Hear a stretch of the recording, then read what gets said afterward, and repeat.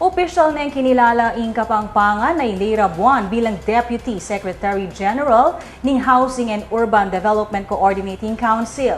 Leira Buan ing founder ng non-profit organization Alingap Balen, ang manimuna kareng medical mission king Pampanga ang pangmayayariwang parti ng Central Luzon.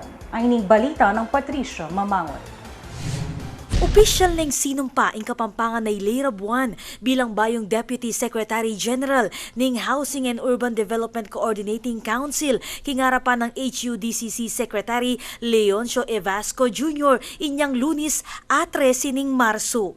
Ing HUDCC ing umbrella agency dareng miyayaliwang housing and development offices ng gobyerno nung nukarin makapailalam laketi reng National Housing Authority, National Home Mortgage and Finance Corporation, Home Guarantee Corporation, Housing and Land Use Regulatory Board, Ampong Home Development Mutual Fund o mas kilala bilang Pag-ibig Fund.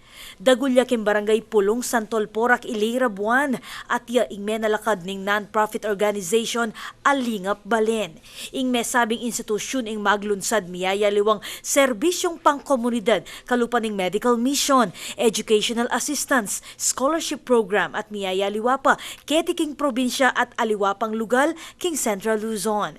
Kabilang kareng adbokasyang pakipaglaban ning Lingap Balen, ing dinan lang disenteng toknangan ring mamagkasakit na kabalen at ilipat la king ligtas sa lugal ring Kapampangan na kabilang kareng informal settlers.